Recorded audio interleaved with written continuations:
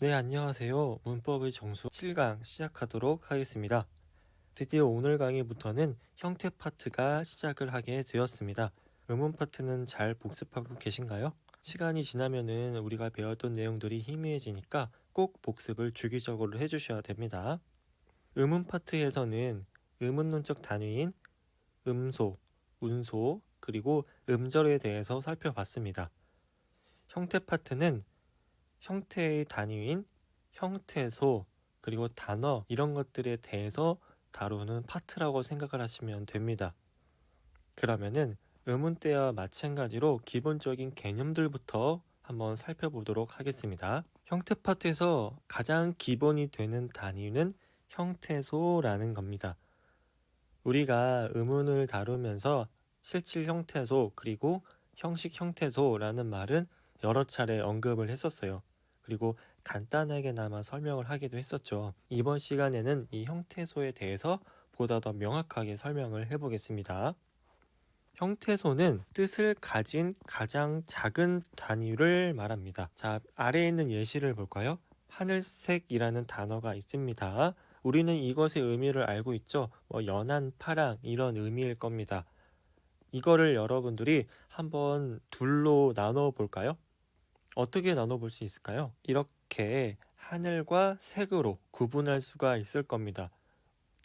이렇게 나눴을 때 하늘이라는 것의 의미 그리고 색이라는 것의 의미 모두 다 존재하죠.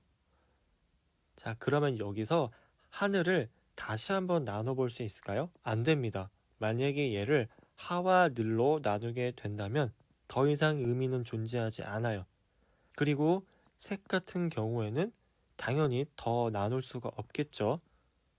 이렇게 놓고 보면은 하늘과 그리고 색은 뜻을 가진 가장 작은 단위라고 볼 수가 있어요. 그래서 각각이 형태소가 됩니다. 결국 하늘색이라는 단어는 하늘과 색이라는 두 가지 형태소로 구성된 단어라고 볼 수가 있는 거죠. 이해가 되셨을까요? 다음으로 한번 넘어가 보겠습니다. 여기는 굉장히 중요해요. 형태소의 하위 분류인데 우리가 앞에 배웠던 실질 형태소, 형식 형태소라는 개념이 여기에서 나오게 됩니다. 기준이 일단은 두 가지가 있어요. 먼저 첫 번째로 의미입니다. 의미가 실질적이면은 실질 형태소, 그렇지 않으면은 형식 형태소가 됩니다. 예시로 아래 문장을 보겠습니다. 철수가 밥을 먹다라는 문장이 있는데 여기서 파란색으로 표시한 가와 을과 다가 있어요. 이것들의 의미를 한번 말해 볼까요? 말하기가 조금은 애매하죠. 왜냐하면 이것들의 의미는 다분히 형식적이고 문법적이기 때문이에요. 그렇다면 이번에는 철수와 밥 그리고 먹 이것들의 의미를 한번 얘기해 볼까요? 조금 더 쉽죠. 왜냐면 이것들의 의미는 굉장히 실질적이니까요. 이렇게 형식 형태소는 실질 형태소와 비교해 봤을 때 그 의미가 굉장히 문법적입니다. 그래서 이런 것들을 우리가 형식 형태소 혹은 문법 형태소라고 하고요. 반대로 철수나 밥, 먹다의 먹과 같은 것들을 우리가 실질 형태소, 다른 말로 어휘 형태소라고도 합니다. 이건 우리가 앞에서 한번 다뤘던 거니까 보다 더 쉽게 이해가 되실 겁니다. 그 다음 기준은 형태소가 자립할 수 있느냐에 대한 것입니다. 자립할 수 있으면 자립 형태소, 그렇지 않으면 의존 형태소가 됩니다. 근데 이때 중요한 건 이 자립성을 뭘로 판단하냐인데 그게 바로 띄어쓰기가 됩니다. 앞에서 예를 들었던 이 문장에서 가, 그리고 을, 그리고 다 이것들은 띄어서 쓸 수가 있나요? 안 됩니다. 무조건 앞에 있는 말과 붙여 써야 되죠. 그리고 다뿐만 아니라 다 앞에 있는 먹도 마찬가지로 혼자 쓸 수 없습니다. 무조건 뒤에 있는 다와 함께 쓰여야 하죠. 반대로 철수나 밥 이거는 혼자서도 쓸 수가 있습니다. 예를 들어서 철수 왔어? 혹은 밥 먹었어? 처럼 이렇게 띄어쓰기의 단위가 되어서 쓰일 수가 있죠. 이렇게 쓰일 수 있는 것들을 우리가 자립 형태소라고 하고요. 가나, 을이나, 먹, 그리고 다 이런 것들처럼 앞에 말이나 뒤에 말과 무조건 함께 붙여서 써야 하는 것들을 의존 형태소라고 합니다. 참고로 의존 형태소를 표기할 때는 여기 어간의 먹처럼 뒤에 붙임표를 표시하는 게 일반적입니다. 그렇지만 조사 같은 경우도 이걸 표시해야 되는데 관습적으로 붙임표를 표기하지는 않습니다. 참고로 알아두세요. 그 다음에 형태소 종류를 한번 구분해 보겠습니다. 우리가 아직 뒤에 있는 품사를 배우지 않아서 다 이해할 수는 없지만 중요한 거는 그게 아니라 바로 용언 어간이 어디에 위치하는지입니다. 우리는 그 전에 용언에 대해서 간단하게 배웠습니다. 예를 들어서 먹다라는 단어가 있을 때 얘가 이런 식으로 다양하게 모양이 바뀐다고 했습니다. 이렇게 바뀌는 거를 활용이라고 표현을 했고, 바뀌는 부분이 어미, 바뀌지 않는 부분이 어간이라고 했습니다. 어간과 어미는 각각 서로 다른 형태소가 됩니다. 하나의 단어이지만 형태소가 두 개인 거예요. 앞에서 살펴봤던 하늘색처럼요. 자, 근데 이때 어미 같은 경우는 무조건 앞말과 붙여서 쓴다고 했고 그 의미가 형식적이라고 했습니다. 그래서 어미는 형식 형태소이자 의존 형태소에 반면에 어간을 볼까요? 어간도 일단은 의존 형태소가 맞습니다. 왜냐하면 어미와 무조건 함께 쓰여야 되니까요. 그렇지만 어간이 갖고 있는 의미는 어미가 갖고 있는 의미와는 달라요. 우리가 먹다라고 했을 때 머릿속에서 그려지는 그 무언가를 먹고 있는 듯한 그 의미는요. 먹다 중에 어간이 먹에 포함되어 있습니다. 그래서 어간은 어미와 달리 실질적인 의미가 있다고 판단을 합니다. 그래서 어간은 실질 형태소에 포함이 됩니다. 보통 형식 형태소인 조사나 접사 이런 것들은 앞말과 붙어서 문법적인 거를 더해주는 역할을 하기 때문에 대부분이 의존 형태소예요. 그렇지만 용언 어간만 의존 형태소이면서 실질 형태소인 형태소니까 이거를 잘 알아두시면 될 것 같습니다. 그러니까 외울 때 일단 형식 형태소에는 조사, 접사, 어미 이렇게 세 가지를 무조건 기억해 주세요. 그 다음에 의존 형태소를 다룰 때 형식 형태소는 무조건 의존 형태소고 그리고 어간은 예외적으로 실질 형태소지만 의존 형태소였어. 이렇게만 기억해 두시면 되겠죠. 뭐 이것들을 구분하는 문제는 나오지는 않습니다. 절대로. 그렇지만 이런 거를 알아야 나중에 배울 개념들이 더 명확하게 이해를 할 수 있기 때문에 잘 알아두시면 될 것 같습니다. 그 다음은 형태소와 관련된 여러 기본 개념들을 살펴보도록 하겠습니다. 형태, 이형태, 그리고 교체, 기본형이 그것인데 굉장히 중요한 개념들이에요. 그리고 조금은 어려울 수도 있거든요. 근데 걱정할 필요가 없는 게 우리는 이미 앞에서 이와 비슷한 개념들을 배운 적이 있습니다. 그게 뭐냐면 바로 이거예요. 기억나시죠? 의문 파트를 시작하면서 제가 가장 처음에 다뤘던 개념입니다. 복습한다 생각하고 한번 다시 볼까요? 의문이라고 하는 거는 여러 소리들의 집합체로서 머릿속에 떠오르는 추상적이고 심리적인 단위라고 얘기를 했어요. 그리고 그런 의문을 우리가 구체적으로 물리적으로 입 밖으로 소리내어 얘기할 때 그것을 음성이라고 했습니다. 그리고 이런 각각의 음성들을 모두 하나의 의문의 이형태라고 얘기를 했죠. 지금 우리가 배우는 형태소도 이것과 비슷하게 구분을 합니다. 보통 형태소라고 하면은 추상적인 의미의 측면을 얘기하고요. 그리고 그게 구체적으로 실현된 것을 형태라고 합니다. 이렇게 구분이 필요한 이유는 하나의 형태소가 아래처럼 여러 개의 형태로 나타나는 경우가 있기 때문이에요. 한번 보도록 할게요. 자, 먼저 첫 번째입니다. 책을 읽다 할 때 어간 익이 있다고 볼게요.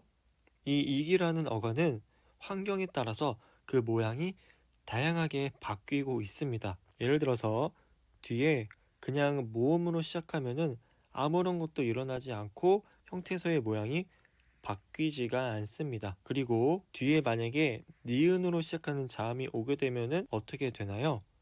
우리 이거 이미 배워서 알고 있죠? 일단 자음군 단순화가 나타나서 리을이 탈락합니다.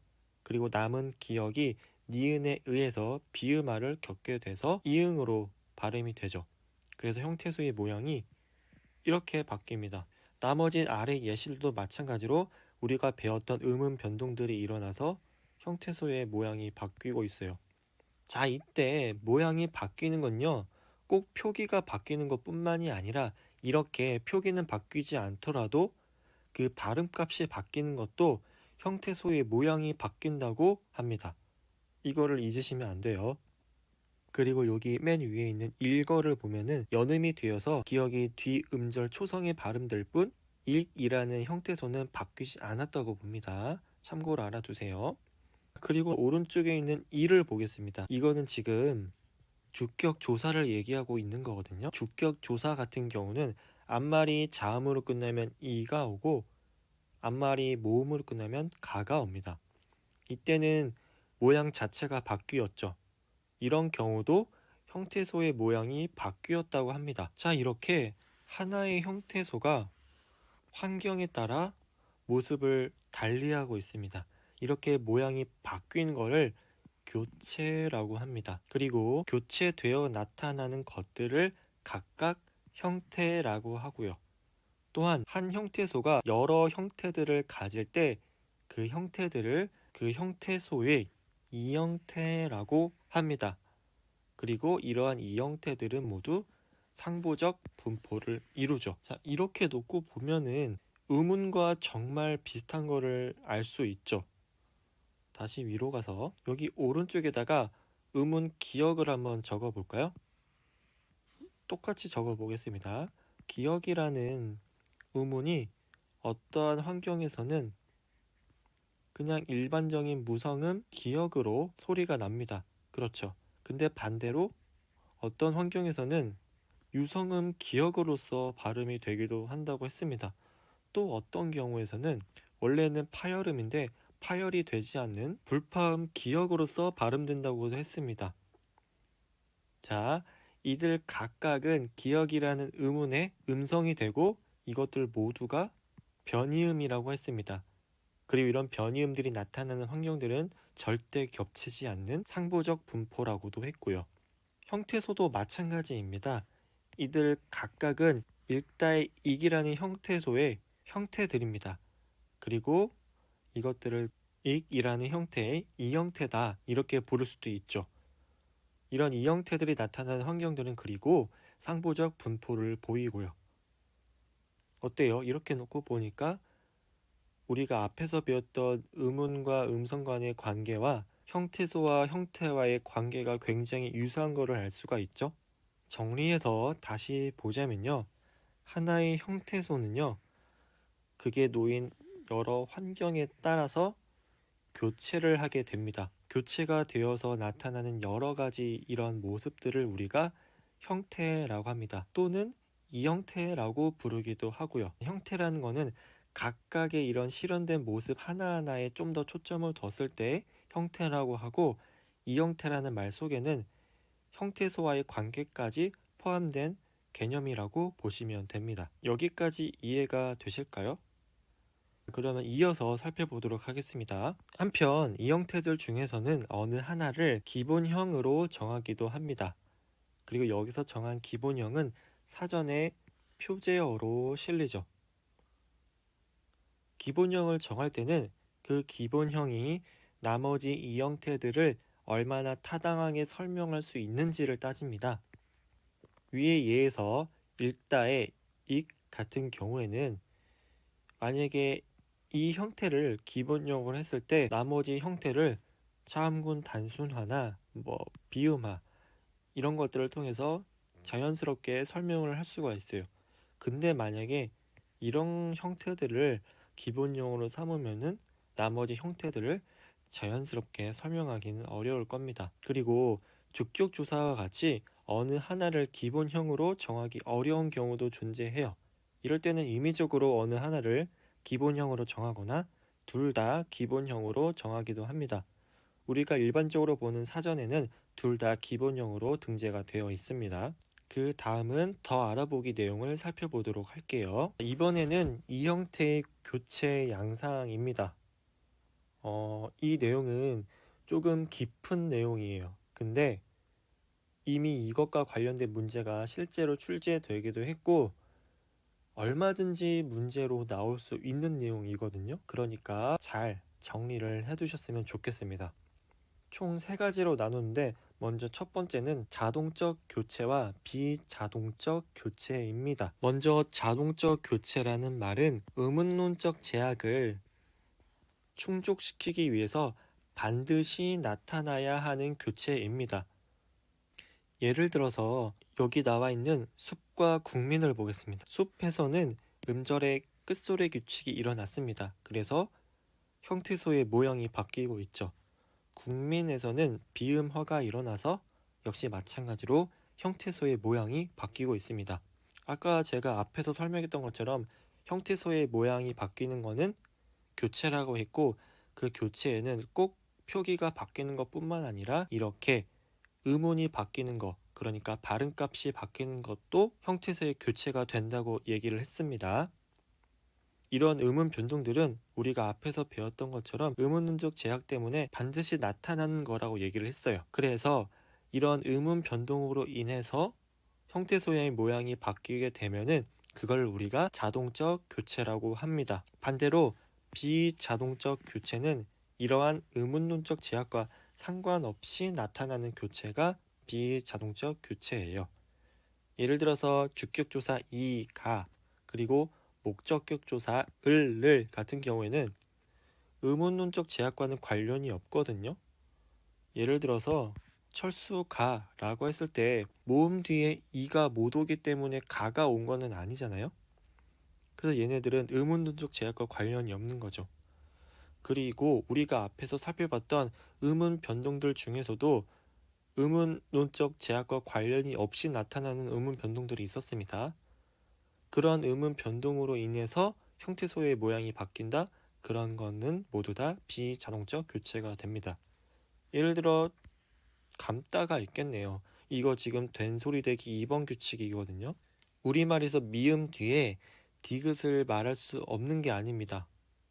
그렇죠. 그렇지만 어간의 경우에는 미음 뒤에서 된소리가 된다고 하고 있습니다. 이런 경우가 바로 비자동적 교체가 되는 거죠.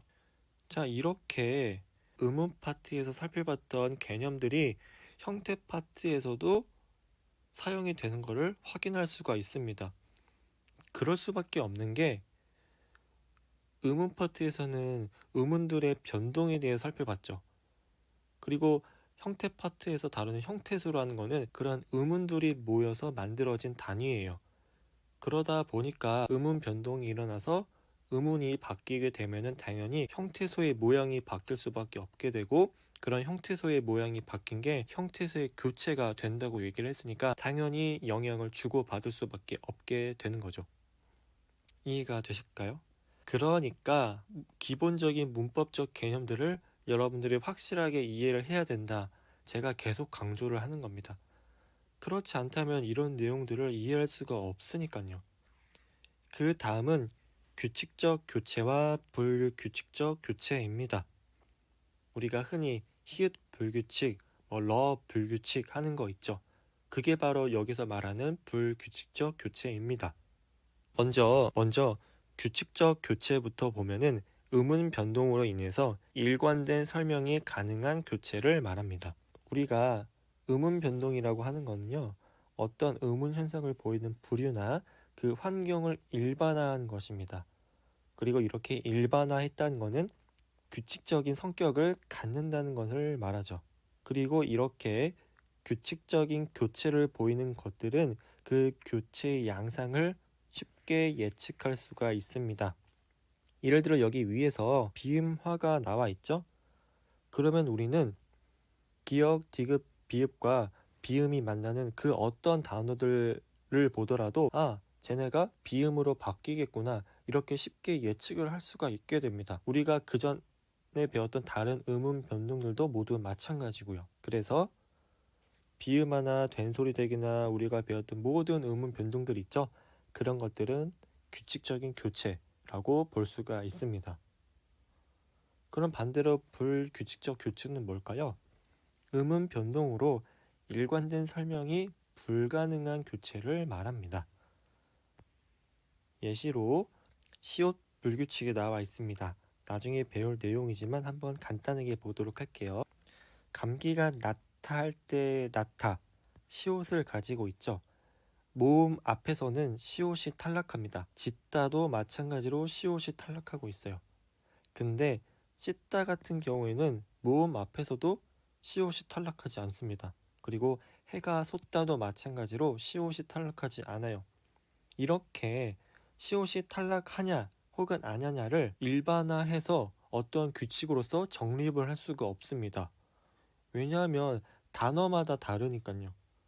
그래서 어떤 단어가 시옷으로 끝이 났다 하더라도 모음 앞에서 그 시옷이 탈락할지 혹은 탈락을 안 할지를 예측을 할 수가 없다는 겁니다. 그리고 그런 것들을 우리가 불규칙적 교체를 보인다 이렇게 설명을 하는 거고요. 이 교체에 관해서는 뒤에서 정말 자세하게 다룰 거니까 그때 가서 다시 살펴보도록 하겠습니다. 자, 마지막입니다. 의문적 조건에 의한 교체와 비의문적 조건에 의한 교체입니다. 먼저 의문적 조건에 의한 교체는 의문 환경에 따라서 나타나는 교체를 얘기해요.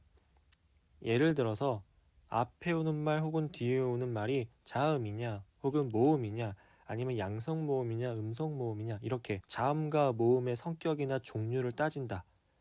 그러면 모두 음운 환경에 따른 교체가 됩니다. 예를 들어서 주격조사 이가 그리고 목적격 조사 을을 이런 녀석들은 앞에 오는 게 자음인지 혹은 모음인지에 따라 교체가 일어납니다. 또한 과거를 나타내는 at과 ot이 있는데 얘네들은 앞에 오는 모음이 양성 모음인지 혹은 음성 모음인지에 따라서 교체가 일어납니다. 이런 것들은 모두 의문적 조건에 의한 교체가 되죠. 그리고 의문 변동에 의해서 나타나는 교체도 마찬가지예요. 예를 들어서 읽다 있죠. 이거 앞에서 나왔지만은 뒷말이 뭐냐에 따라서 그냥 연음되기도 하고 음절의 끝소리가 일어나기도 하고 자음군 단순화가 일어나기도 하고 여러 가지 음운 변동이 일어났죠. 이렇게 음운 환경에 따라서 교체가 일어나는 것들을 의문적 조건에 의한 교체라고 합니다. 비의문적 조건에 의한 교체는 이런 의문 환경과는 상관없이 나타나는 교체예요. 자, 위에서 at과 ot이 나왔는데 얘네들은 앞말이 양성 모음이냐 음성 모음이냐에 따라 구분이 된다고 했잖아요. 참고로 양성 모음은 오나 아를 얘기하고 음성 모음은 이것들을 제외한 모음이 음성 모음이 됩니다. 근데 여기 하다를 볼게요. 하다 뒤에서는 원래 같았으면은 하가 양성 모음으로 이루어져 있다 보니까 아시 와야 됩니다. 그런데 하다라는 형태 뒤에서는 그런 음운 환경과 상관없이 무조건 엿이라는 형태가 오게 됩니다. 이런 거를 바로 비의문적 조건에 의한 교체라고 합니다. 이 내용은요 2019년 4월 고3 모의고사에 이미 출제된 적이 있으니까 문제로 다시 확인하고 싶으신 분들은 직접 찾아보는 것도 좋은 공부가 될 것 같습니다. 자, 여기까지가 여러 이 형태들의 교체에 대해서 살펴봤어요. 조금은 어려울 수 있는 내용이지만 반드시 정리를 해두셔야 합니다. 자, 그러면 잠깐 쉬었다가 다음으로 넘어가도록 할게요. 그 다음은 단어입니다. 단어는 형태소가 모여서 만들어진 단위입니다. 형태소는 그 자체로 단어가 되기도 하지만 두 개 이상의 형태소가 모여서 하나의 단어가 되기도 합니다. 두 개 이상의 형태소가 모여서 하나의 단어가 된다는 것은 파생어나 합성어를 말합니다. 아마 한 번쯤은 다 들어보셨을 텐데 간단히 설명해서 파생어 같은 경우에는 접사가 포함된 단어를 얘기해요. 그러니까 두 형태 중에 하나는 반드시 접사여야 한다는 거죠. 한편 합성어는 접사 없이 실질적인 형태소 두 개로만 만들어진 것을 얘기합니다. 박스 아래쪽을 먼저 읽어보겠습니다. 형태소 하나로 된 단어를 단일어, 그리고 형태소 두 개 이상으로 된 단어를 복합어라고 하는데, 여기서 형태소 두 개 이상으로 된 단어라는 말은 바로 제가 방금 오른쪽에 적어놨던 파생어나 합성어를 얘기합니다. 위에 있는 박스를 볼게요. 가를 보겠습니다. 집과 산은 형태소 하나짜리입니다. 이거를 더 작게 쪼갤 수는 없겠죠. 그래서 하나짜리인데 그게 바로 그대로 단어가 됩니다. 오른쪽에 있는 높다라는 단어 보이죠? 이거는 앞에서 설명한 것처럼 어간이라는 형태소, 그리고 엄이라는 형태소, 이렇게 두 개의 형태소로 이루어져 있어요. 그렇지만 이거를 복합어로 보지는 않습니다. 높다는 용언입니다. 용언들 같은 경우에는 어미가 뒤에 아무리 바뀌고 길어진다 하더라도 그 전체를 하나의 단어로 봅니다. 그 다음 나를 보겠습니다. 덧신 가위질, 덧과 질은 접사입니다. 그래서 나는 파생어고요. 다 같은 경우에는 접사 없이 두 개의 실질 형태소가 만나서 이루어진 합성어입니다. 그러니까 나와 다는 모두 복합어가 되고 가만 단일어가 됩니다. 다의 높푸르다를 보면은 높다라는 말과 푸르다라는 말이 합쳐진 용언이라고 볼 수가 있어요. 이런 경우에만 용언에서도 복합어로 따지고 높다와 같은 녀석들은 복합어라고 치지는 않습니다. 자, 그 다음 단어 같은 경우는 가장 기본적인 문법 단위예요. 형태 파트에서 다루는 단위죠. 근데 그 정의를 엄격하게 내리기는 어려워서 여기서는 교과서 수준에서 설명하고 있는 내용을 가지고 와 봤습니다. 먼저 비상교과서에서는 자립할 수 있는 말 또는 자립할 수 있는 형태소에 붙어서 쉽게 분리할 수 있는 말이라고 설명을 하고 있고, 천재 교과서 같은 경우에는 자립하여 쓸 수 있는 말 중 가장 작은 단위다, 이렇게 설명을 하고 있습니다. 여기서 공통된 것은 자립이라는 것입니다. 우리가 단어를 정의할 때 이런 자립성을 중요한 요소로 보는데, 이때의 자립성은 앞에서 의존 형태소를 설명할 때 말했던 띄어쓰기의 단어가 될 수 있는지를 말합니다.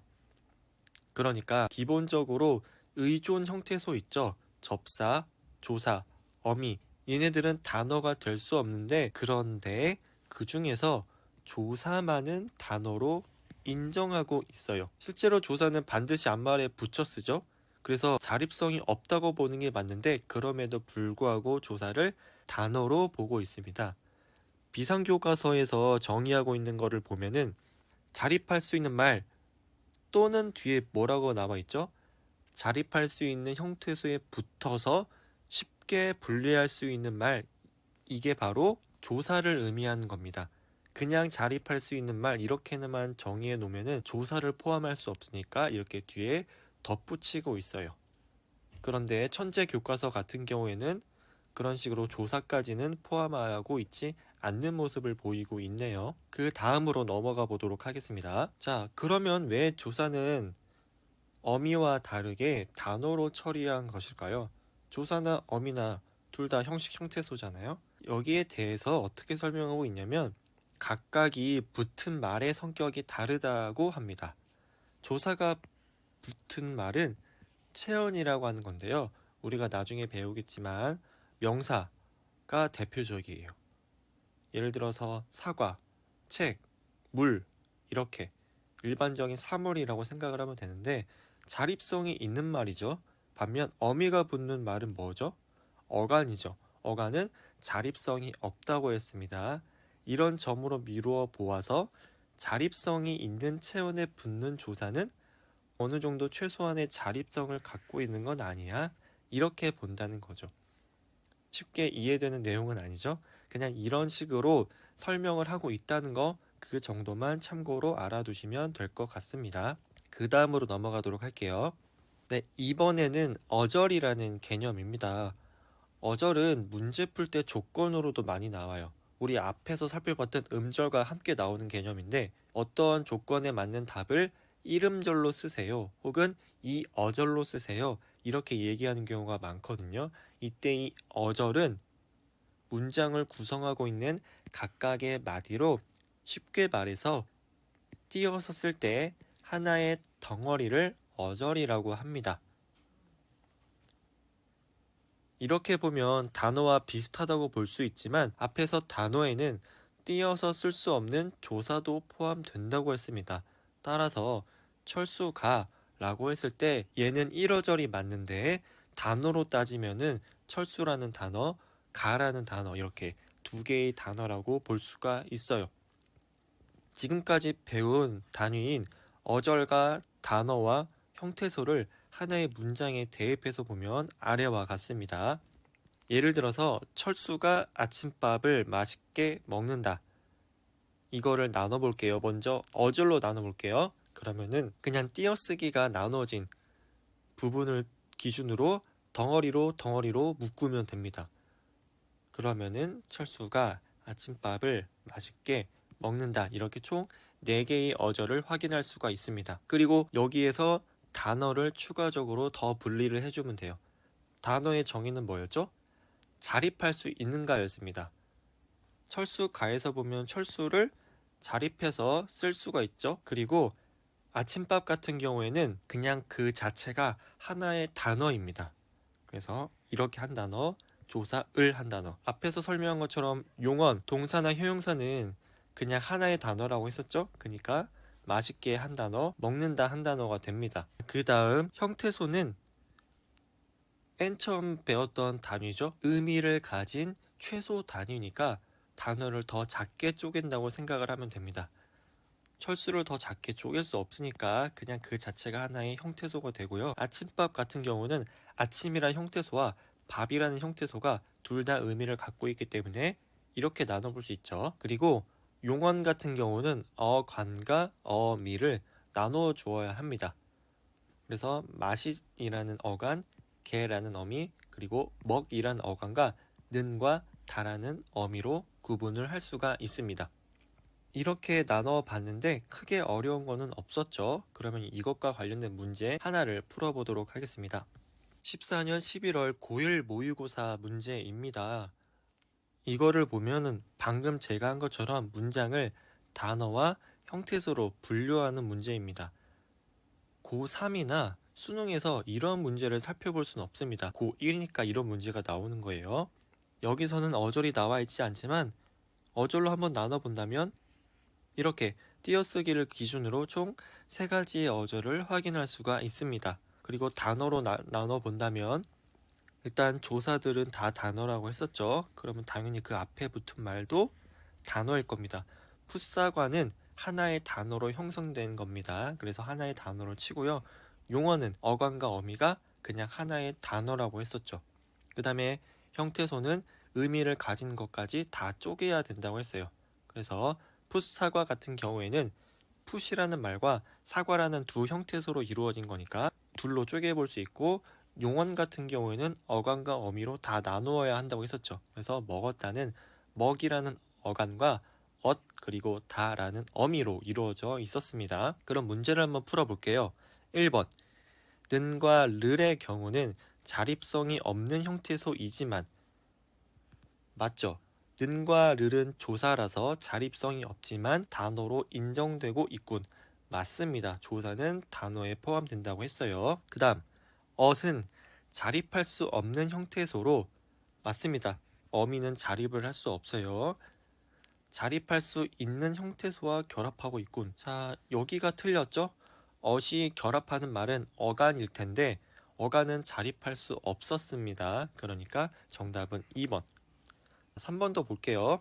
는, 를, 다를 보니 문법적 기능을 하는 말도 형태소에 해당함을 알 수 있군.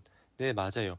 조사나 어미 같은 형식적인 형태소가 존재한다고 했습니다. 그 다음 4번 풋사과 먹었다는 단어 중에서 더 작은 단위인 형태소로 분석되는 경우록은 위에서 지금 하고 있죠. 그 다음 5번 먹을 보니 실질적 의미가 있는 형태소 중에서 먹 같은 경우는 어간으로서 실질적인 의미가 있다고 했습니다. 그렇지만 단어에 해당하지 않는 경우가 있음을 알 수 있군. 맞는 말이에요. 어간이나 어미가 각각 하나의 단어로 기능하는 게 아니라 어간과 어미가 합쳐진 하나의 단위가 단어로서 구성된다는 거 잊으면 안 됩니다. 자, 그러면 그 다음 진도로 넘어가 볼게요. 이번에는 품사입니다. 형태 파트에서 가장 중요한 내용이에요. 이게 왜 중요하냐면 이 내용 자체가 시험에 나와서 그래서 중요하다기보다는 나중에 배울 파트를 완전하게 이해하기 위해선 지금 배우는 이 개념이 중요하기 때문이에요. 예를 들어서 문장 파트에 가면은 관형사절을 아는 문장, 명사절을 아는 문장 이런 개념을 배웁니다.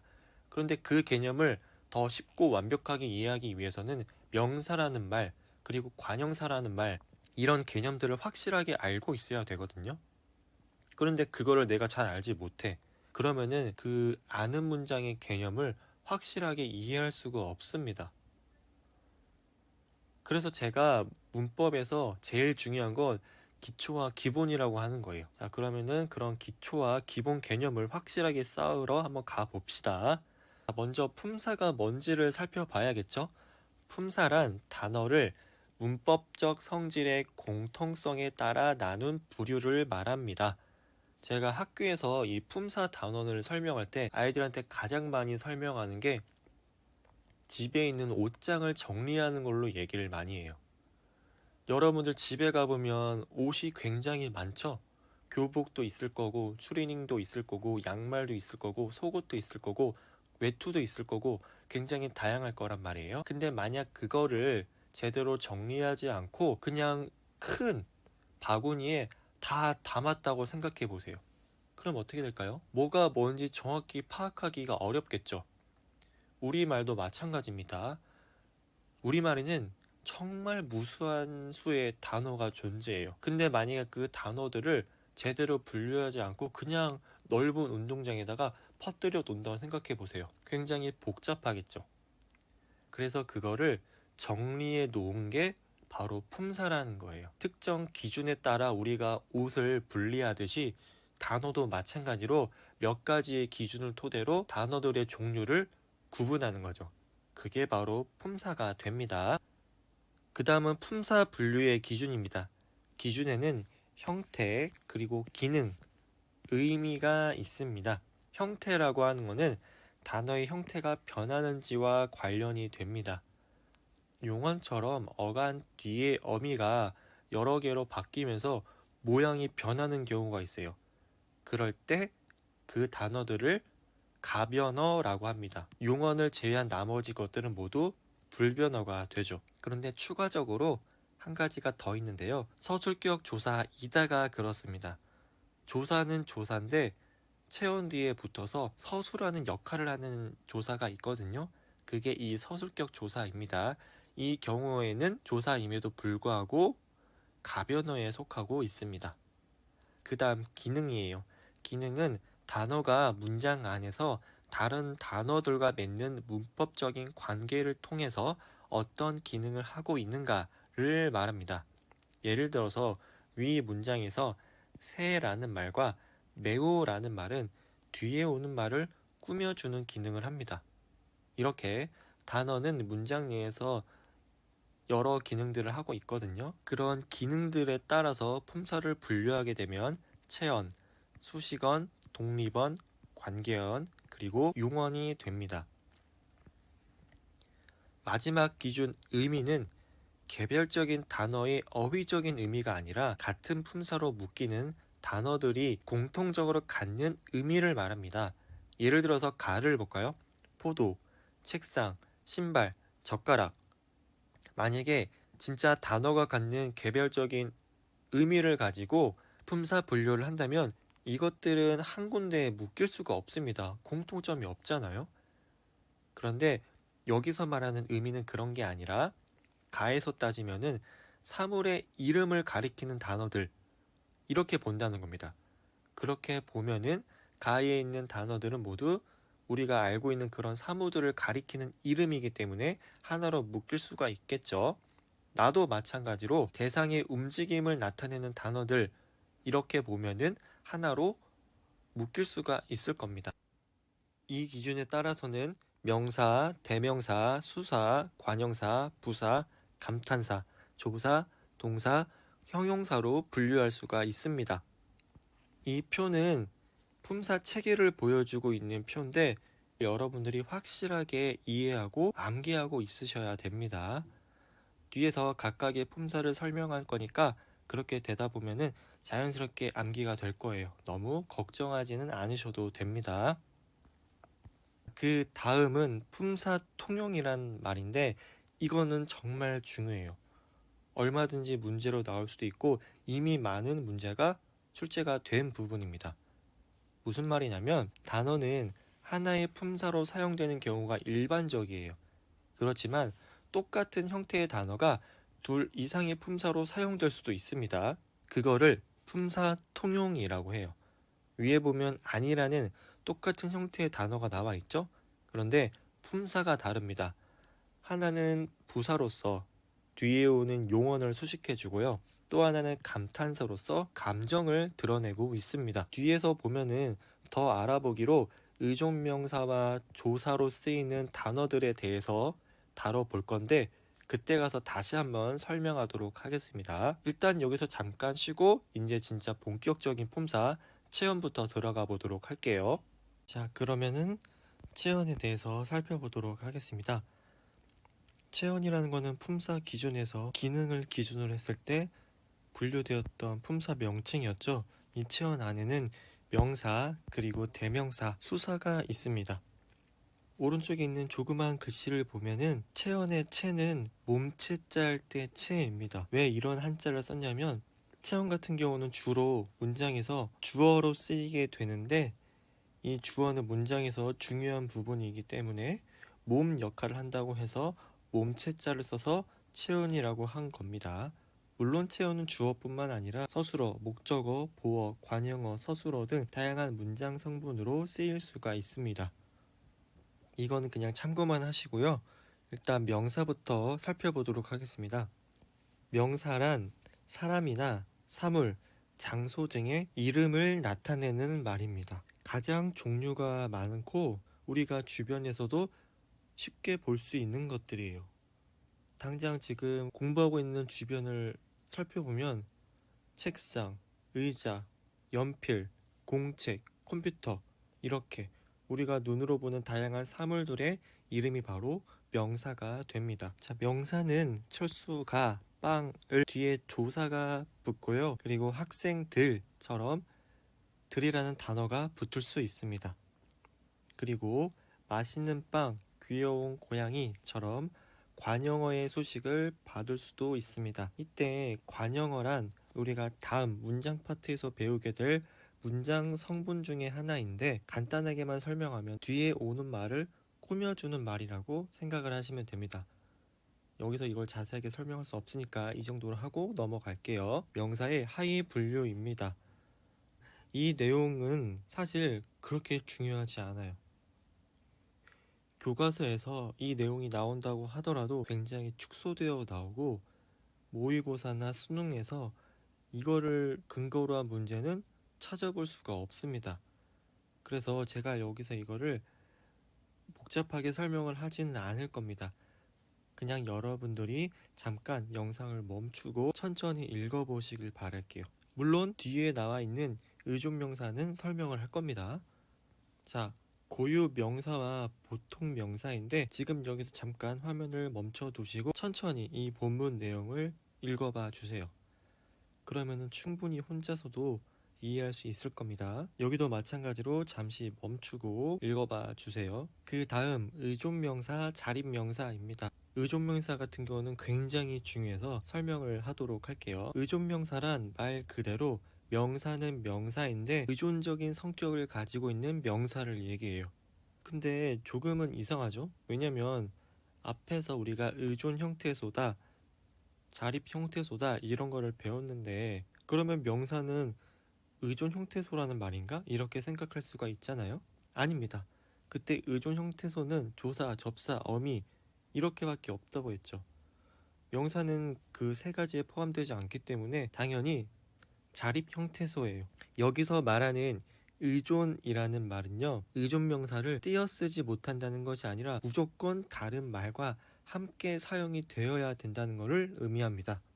그게 뭐냐면 반드시 의존 명사 앞에는 관형어가 와야 합니다. 앞에서 나왔던 그 관형어요. 뒤에 오는 거를 꾸며주는 말이 와야 합니다. 예를 들어서 1번의 예시 하나를 볼까요? 먹을 것이 많다. 우리 이런 말 자주 쓰죠. 근데 그때 앞에 있는 먹을을 한번 생략해 볼게요.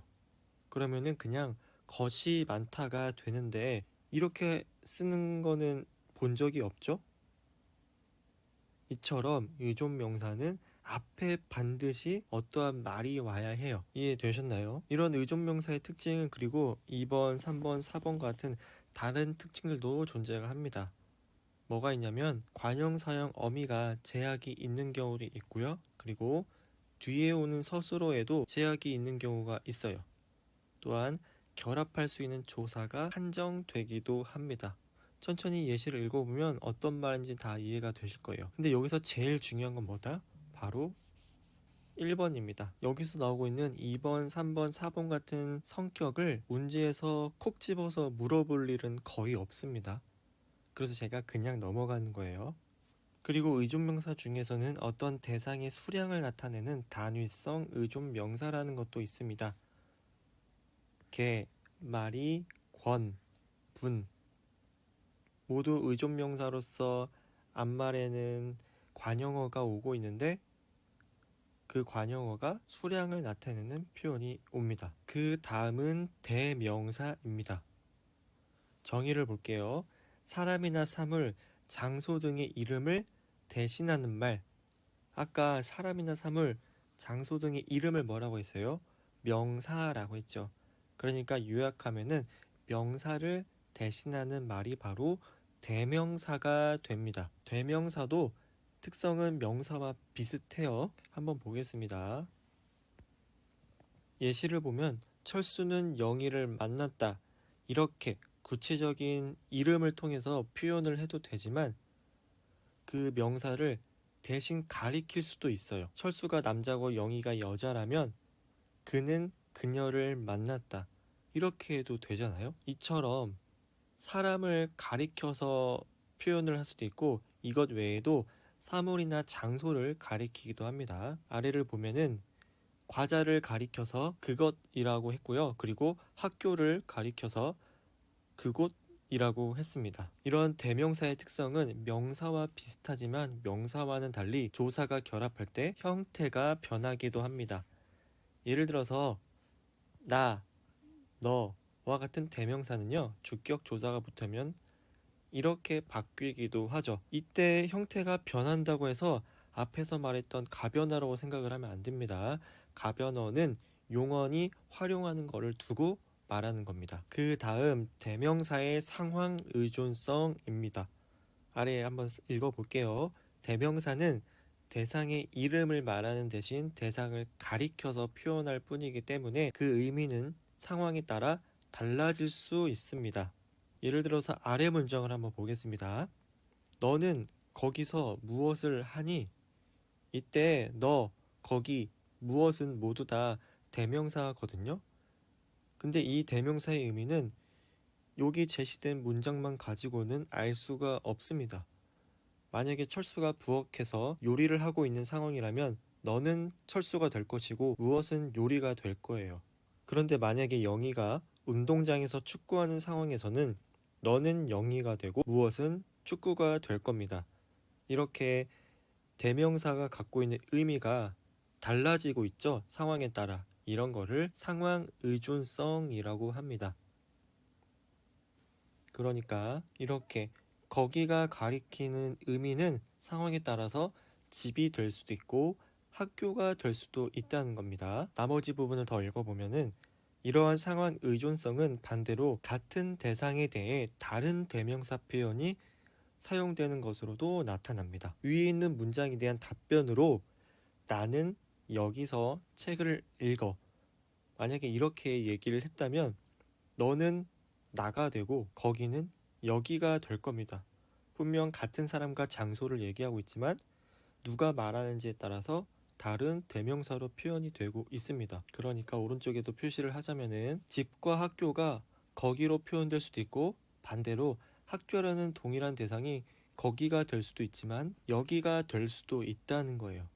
이렇게 대명사는 어떤 거를 대신 가리키는 것이기 때문에 상황에 따라 의미가 바뀔 수도 있고 또 표현 자체가 바뀔 수도 있다는 거, 이런 특성을 잘 기억해 두세요. 그러면 여기서 문제 하나 풀고 넘어가도록 하겠습니다. 방금 살펴봤던 상황 의존성과 관련한 문제들이 정말 자주 나옵니다. 이 문제는 2021년 수능 문제인데 이때는 대명사 우리에 관해서 그 의미를 물어보고 있었어요. 한번 살펴보겠습니다. 우리가 누구를 가리키고 있는지를 한번 다 적어볼까요? 두 사람이 공원에서 만난 상황이라고 합니다. 보니까 민수와 영희가 만난 것 같아요. 민수의 말입니다. 영희야, 우리 둘이 뭐하고 놀까? 그러면 여기서 말하는 우리는 민수와 영희가 되겠죠. 그 다음에 영희의 대사를 보면은 민수 품에 안겨있는 강아지를 가리키며 아, 예? 그러고 보니까 민수가 지금 혼자 나온 게 아니라 키우는 강아지를 데리고 온 것 같습니다. 민수, 응, 얘가 전에 말했던 봄이야. 봄이라는 강아지를 데리고 나왔고 봄이 동생 소미는 집에 있어. 아, 또 다른 어떤 대상이 나오고 있습니다. 소미라는 강아지는 있는데 그 강아지는 나오지는 않는 것 같아요. 영희, 봄이랑 뭐하고 놀까? 우리 강아지 별이. 강아지 천국입니다. 별이는 실뭉치를 좋아해서 우리 둘은, 이때의 우리는 뭘까요? 영희와 강아지인 별입니다. 그래서 너네 강아지들도 그래? 그러니까 민수가 실뭉치는 둘 다 안 좋아해. 자, 이때 둘은 뭘까요? 봄과 솜이겠죠? 그 다음, 그런데 공은 좋아해서 우리 셋은 공을 갖고 자주 놀아. 이때 우리는 민수에다가 강아지 두 마리를 더한 거겠죠. 그 다음 영희, 그렇구나. 별이는 실뭉치를 좋아하니까 다음에 내가 혼자 나오고 내가 별이랑 나오면 그때 우리 셋은, 이때 우리는 뭘까요? 민수, 이렇게 되겠죠. 그 다음에 민수가 그러자 그럼 오늘 우리 셋은, 여기서의 우리는 이런 식으로 될 겁니다.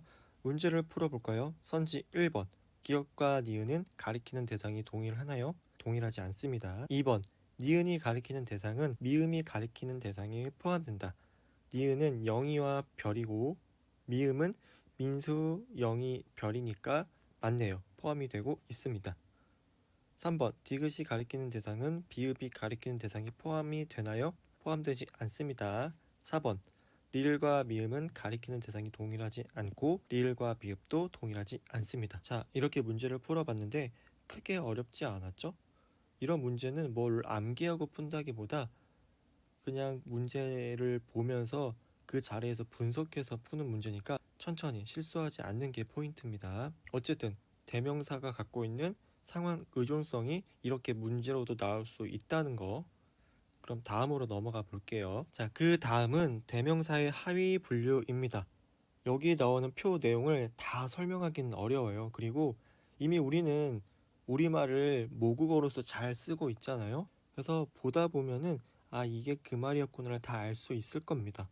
여기서는 빨간색으로 표시한 부분만을 설명을 할 거예요. 일단 근칭, 중칭, 원칭이라고 하는 것들입니다. 위에서 보면은 이, 그, 저가 포함된 계열이 있는데 뭐냐면은 표시를 해볼게요. 이렇게 표시한 부분들이 이그저가 포함된 부분이라고 할 수가 있습니다. 이때 이를 근칭, 그를 중칭, 저를 원칭이라고 해서 근칭부터 원칭까지 가까운 곳에서 먼 곳으로 이렇게 나아간다고 보면 되는데, 이러한 명칭은 단순히 거리만 나타내서 문제가 있다고 해요. 실제로 우리는 이거를 어떻게 활용을 하냐면 이 같은 경우는 말하는 사람과 가까운 대상을, 그리고 그는 듣는 사람과 가까운 대상을, 그리고 저는 말하는 사람, 듣는 사람 모두에게 멀리 떨어져 있는 대상을 가리킬 때 씁니다. 여러분들이 직접 이것, 그것, 저것을 활용해서 문장을 여러 차례 만들어 보면은 이렇게 우리는 사용하고 있었구나 알 수 있을 것입니다. 넘어갈게요. 그 다음 재귀칭입니다. 아마 표현이 생소하실 텐데 이게 뭐냐면 하나의 문장 안에서 앞에 나온 대상을 다시 가리킬 때 쓰이는 대명사입니다. 포인트는 하나의 문장 안에서예요. 가를 볼까요? 철수는 영희를 자기 집으로 초대했다. 이때 자기라는 말이 앞에서 나왔던 철수라는 말을 대신 다시 가리키고 있습니다. 철수는 영희를 철수 집으로 초대했다. 굉장히 어색하죠? 그래서 철수를 자기로 바꾸어서 쓰고 있습니다. 이런 재규칭 대명사에는 자기뿐만 아니라 저, 당신도 있습니다. 저 같은 경우는 자기를 낮춰서 표현을 하는 거예요. 그리고 다에 나온 제 같은 경우는 저 뒤에다가 의가 붙었다고 보면 됩니다. 라를 볼까요? 라의 당신은 자기의 높임 표현이에요. 그래서 앞에 나와 있는 할아버지를 다시 가리킬 때 당신이라는 말을 씁니다. 사실 젊은 세대한테는 진짜 생소할 거예요. 근데 연예인들이 나와서 하는 인터뷰나 아니면은 수상소감 말할 때 가끔 이런 표현을 쓰시는 분들도 계세요. 돌아가신 할아버지를 얘기하면서 할아버지는 생전에 당신의 책을 소중히 생각하셨습니다. 이런 식으로요. 이런 게 바로 재규칭 대명사였습니다.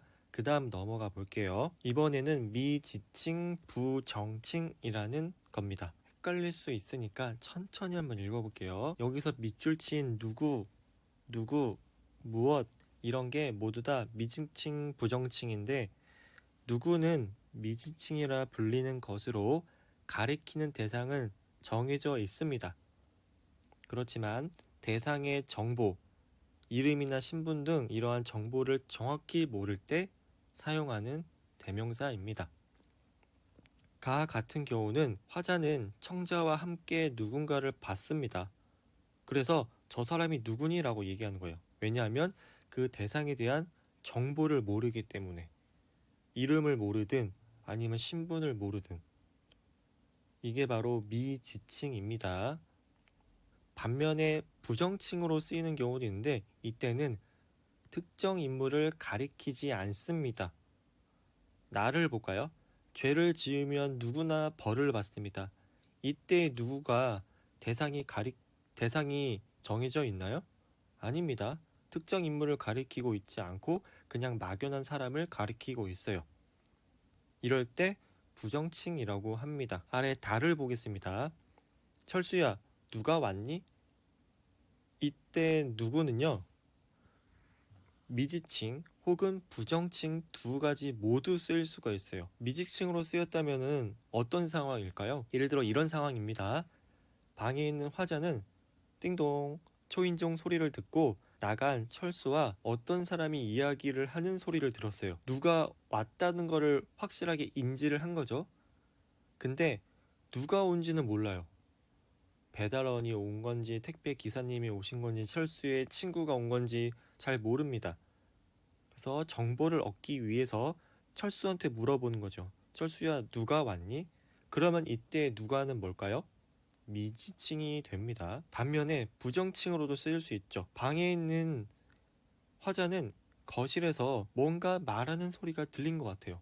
뭐지? 말소리가 들린 것 같은데? 그래서 철수한테 지금 누가 온 건지 혹은 안 온 건지에 대해서 물어보고 싶어요. 그래서 철수야, 지금 밖에 누가 왔니? 자, 이때 누가는 어떤 대상을 가리키고 있는 게 아니죠. 그래서 부정칭이 됩니다. 만약에 실제로 누가 왔다면 네, 지금 영희가 왔어요 라고 대답하거나, 만약에 아니었다면은 아니요, 아무도 안 왔습니다 이렇게 얘기할 거예요. 이렇게 놓고 보니까 미지칭과 부정칭 이 두 대명사의 의미가 잘 구분이 되시죠? 이 부분은 굉장히 좀 재밌는 부분이라 문제로도 나올 수 있지 않을까 그렇게 생각을 합니다. 그 다음은 오늘의 마지막인 수사입니다. 수사란 사람이나 사물, 장소 등의 수량 그리고 순서를 나타내는 말입니다. 특성을 보면은 명사나 대명사와 비슷한 모습을 보이는데 다만 들과 결합하기 어렵고 관형어의 수식에도 제약이 있습니다. 합의 분류를 보면은 양수사 그리고 서수사로 나뉩니다. 양수사는 수량을 나타내고요. 서수사는 순서를 나타냅니다. 그리고 각각 고유어계 그리고 한자어계로 나뉘죠. 외울 필요 없습니다. 절대 문제로 나오지 않아요. 그냥 참고로만 봐주세요. 맨 마지막 보겠습니다. 우리가 흔히 첫 번째, 두 번째 이런 말을 쓰죠. 이 표현은 순서를 나타내는 말이긴 하지만 이 전체가 하나의 단어로서 수사는 아닙니다.